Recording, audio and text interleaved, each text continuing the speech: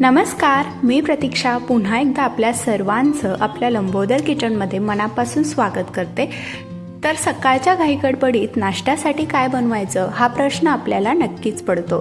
म्हणूनच आज मी तुमच्यासाठी घेऊन आले झटपट असे बनणारे पोह्याचे खमंग खुसखुशीत थालीपीठाची रेसिपी। बनवायला अगदी सोपे आहे। अगदी घरगुती साहित्यामध्ये थालीपीठ भाजणी न वापरता हे थालीपीठ आपण तयार करणार आहोत। जेवढं दिसायला हे भारी दिसतंय ना, तेवढंच खायला देखील खमंग लागतं। तर चला तर मग आता वेळ न घालवता आजच्या व्हिडिओला सुरुवात करूया।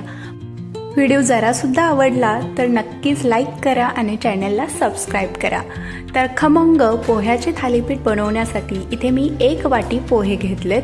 जे आपण रेग्युलर कांदे पोह्यासाठी पोहे वापरतो तेच पोहे आपल्याला इथे घ्यायचे आहेत। तर आता हे जे पोहे आहेत आपण 2 ते 3 वेळा तरी स्वच्छ धुवून घ्यायचे आहेत, म्हणजे यामध्ये जो काही कचरा पावडर असते ती निघून जाते आणि पोहे जे आहेत ते छान स्वच्छ होतात। तर इथे बघा, हे जे पोहे आहेत मी ते 3 वेळा स्वच्छ धुवून घेतलेत आणि यामधलं संपूर्ण पाणी काढून घेतले। आता 5 मिनिटं आपण असंच भिजत ठेवू। तोपर्यंत आपण थालीपीठासाठी एक वाटण तयार करून घेऊया। तर इथे मी 4 ते 5 हिरव्या मिरच्या, अर्धा चमचा जिरे, 1 चमचा धने, 7 ते 8 लसूण पाकळ्या आणि 1 इंच आल्याचा तुकडा घेतलाय।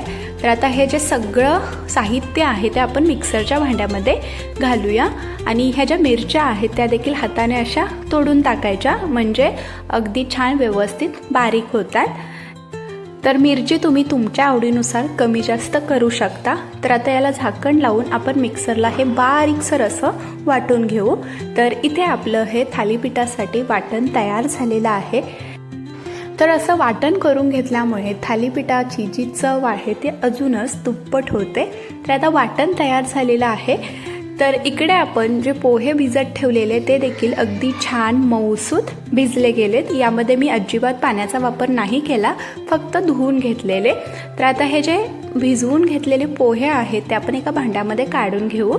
तर आता यामध्ये आपल्याला घालायचं आहे अर्धी वाटी गव्हाचं पीठ, त्याचबरोबर अर्धी वाटी बेसन। बेसन घातल्यामुळे थालीपीठाची जी चव आहे ते अगदी खमंग लागते।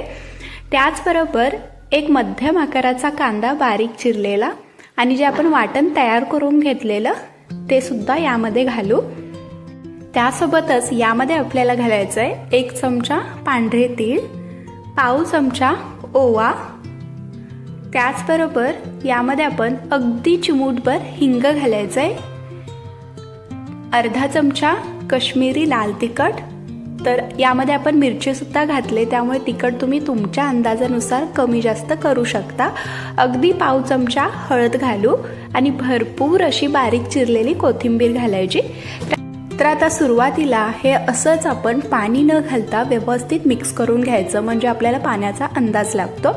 तर यामध्ये तुम्ही बारीक चिरलेला पालक घालू शकता किंवा बारीक चिरलेली मेथी जरी घातली ना, या थालीपीठाची चव अजून दुप्पट होते।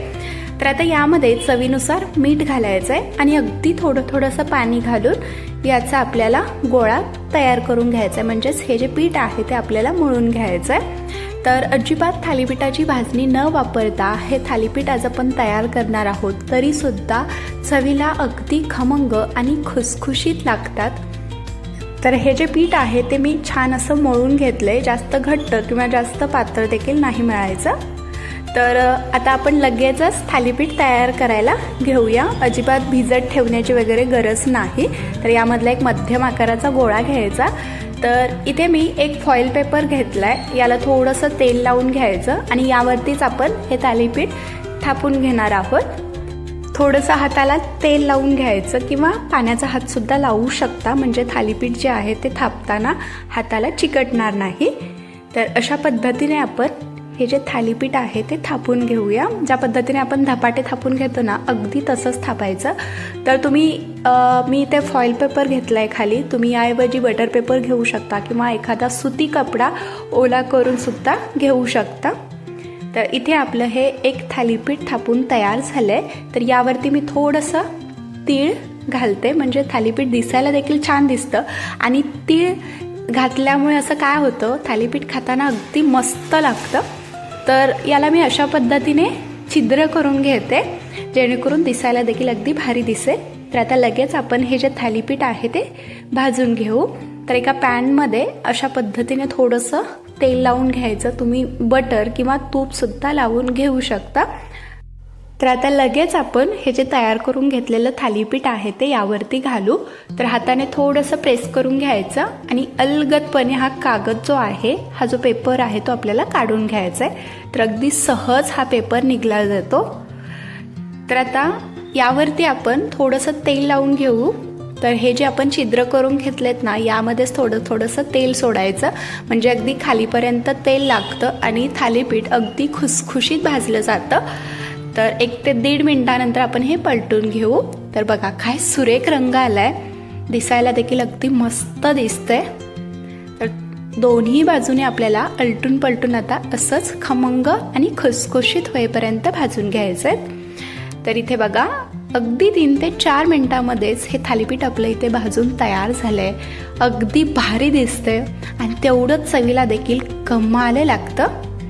तर आता हे आपण बाजूला काढून घेऊ.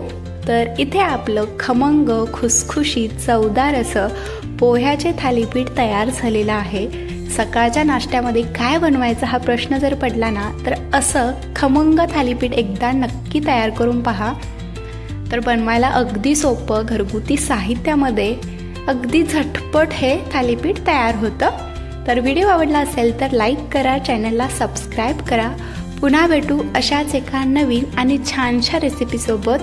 तोपर्यंत धन्यवाद.